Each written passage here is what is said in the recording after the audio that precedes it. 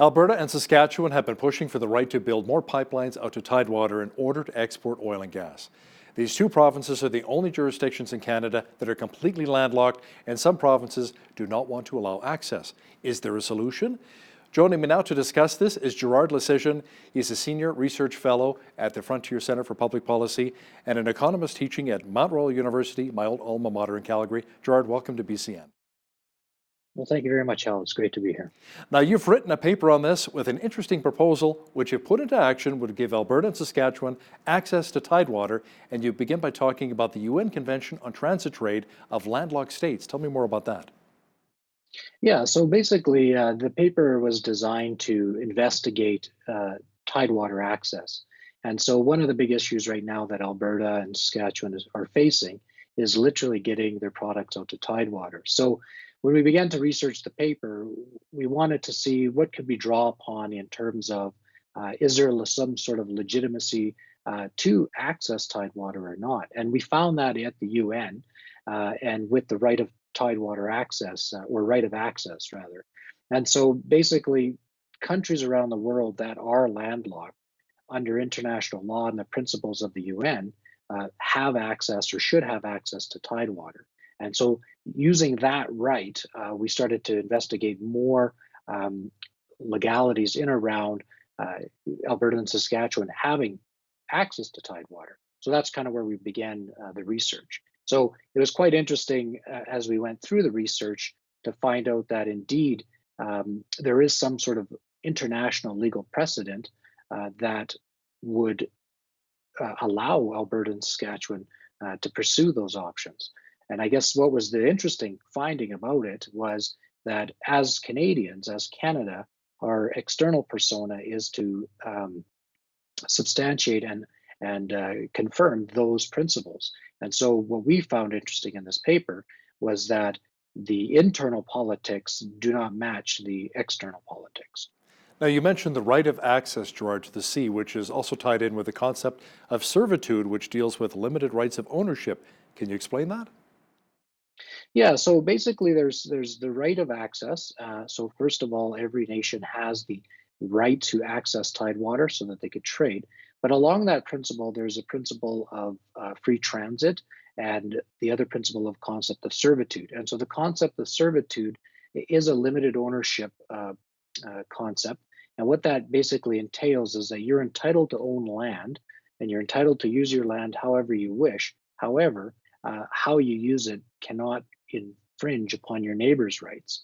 And so the interesting thing about Tidewater is the access to Tidewater and the international conventions around it boil back down to this concept of servitude. And being in Canada, we have a similar situation domestically with Alberta and Saskatchewan, where our neighbors surrounding us have every right to their land.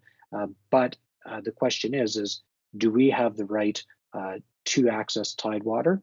And if we do, can our neighbors infringe upon our rights of trade and access to that Tidewater?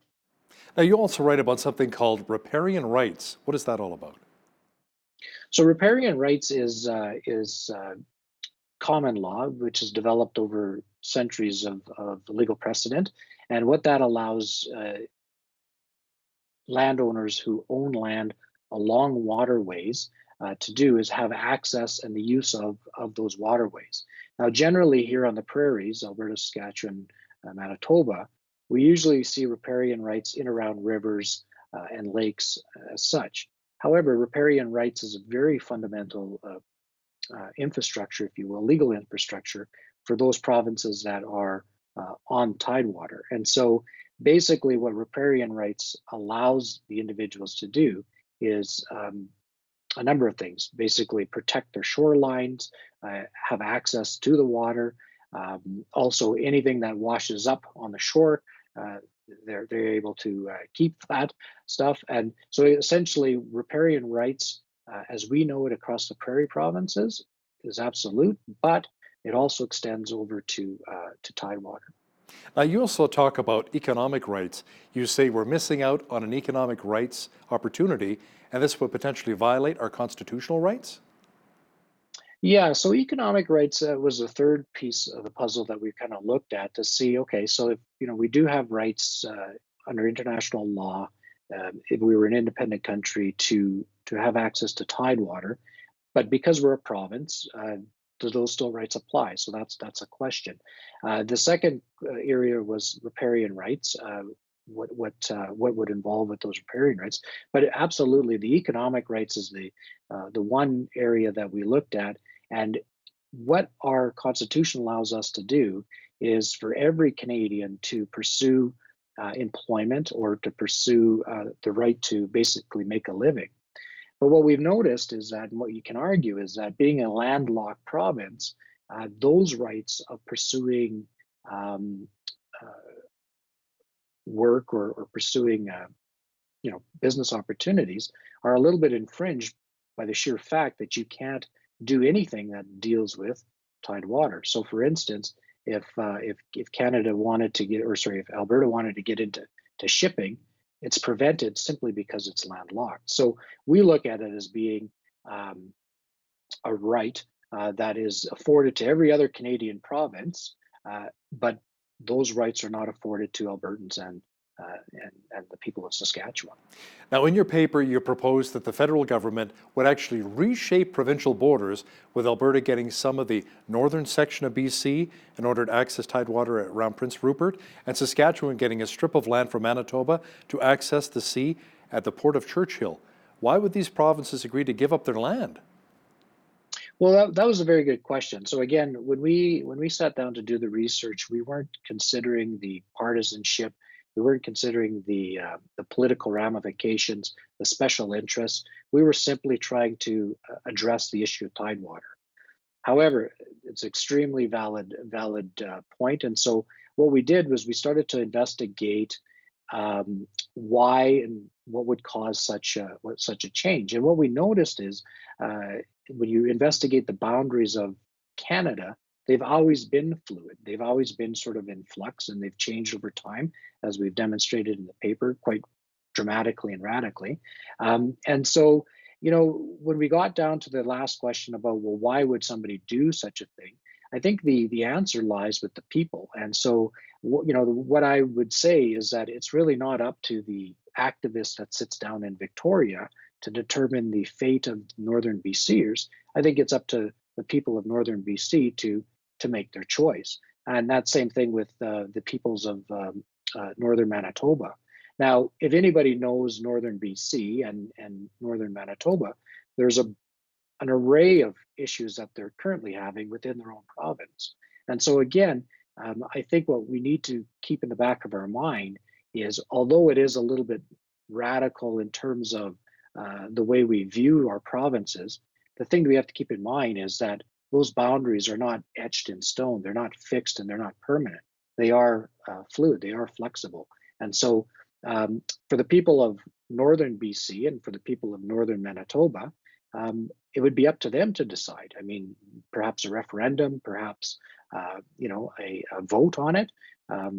So we see lots of problems in those northern regions, and this may be a solution to some of those problems. You know, it's funny. I'm thinking about the issues we've had with the Trans Mountain Pipeline expansion through Burnaby.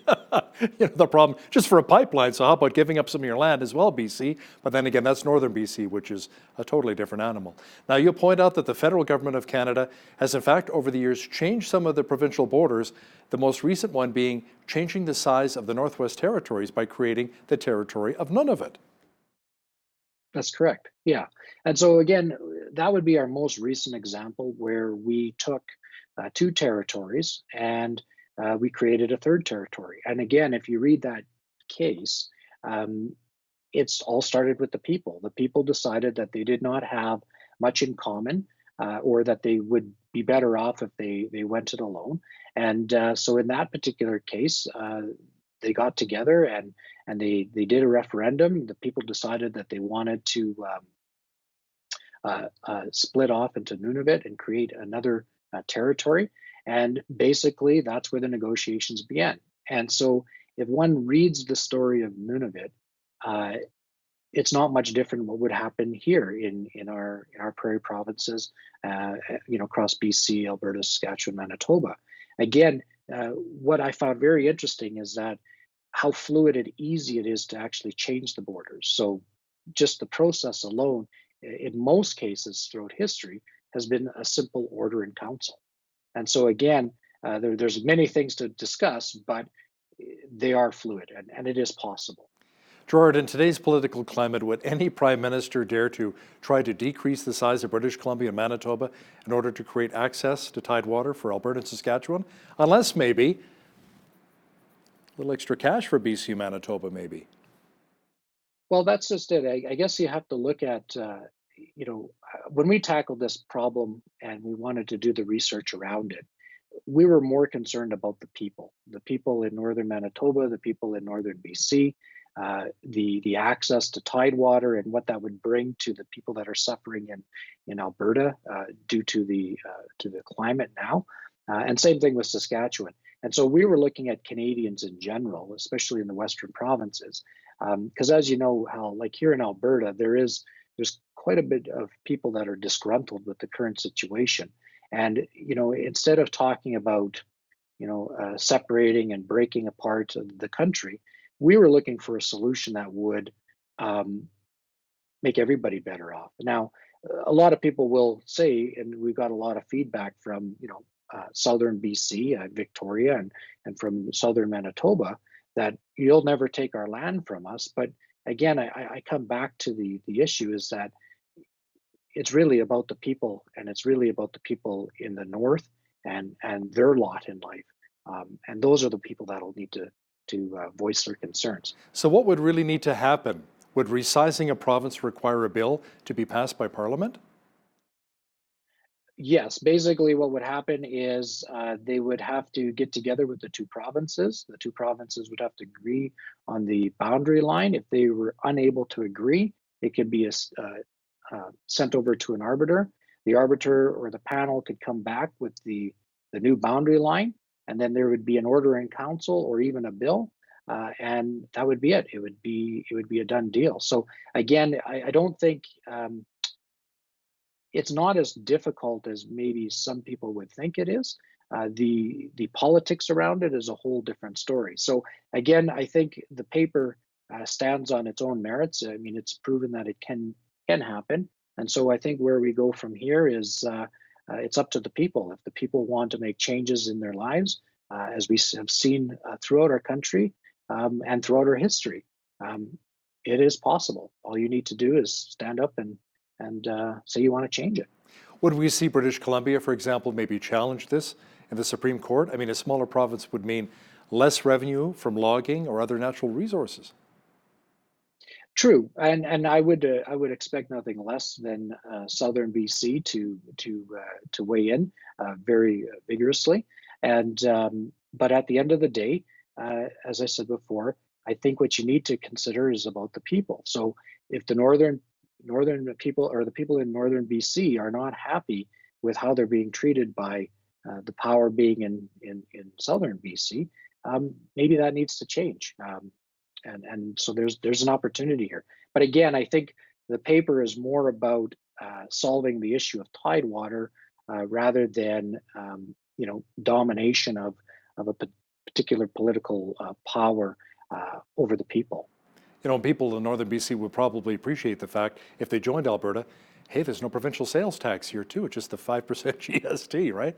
There's one benefit, that's Now, for sure. realistically, where do you see this going? Will Alberta and Saskatchewan be able to access Tidewater within the next maybe 10 to 20 years?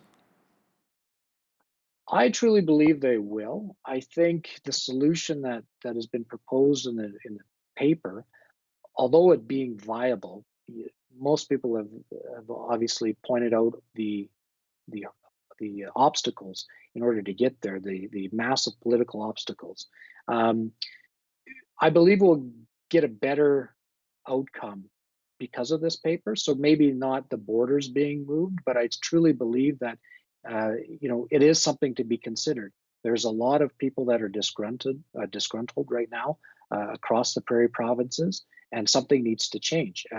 As I said in the paper, when these boundaries were drawn back in the day 1905, they were drawn arbitrarily. There was no consideration about the future of Alberta or Saskatchewan, the world trade powers and that they would have become. And they were arbitrarily drawn by bureaucrats in Ottawa, simply sitting down and stroking a line on a map. If you read the history of the boundaries, they were actually the decision makers of the day were more concerned about making Alberta and Saskatchewan equiproportionate in terms of the number of acres due to the immigration, rather than worrying about the economic consequences of their actions. So again, I think I maintain the fact that the problems 115 years ago are not the same problems that we face today. So our decisions makers today need to perhaps revisit boundaries of 115 years ago and problems that our decision makers were trying to make 115 years ago to 2020 decisions and problems that we face today. Gerard Lucyshyn is Senior Research Fellow at the Frontier Centre for Public Policy. Thanks for joining me today from Calgary. Thank you very much, Al.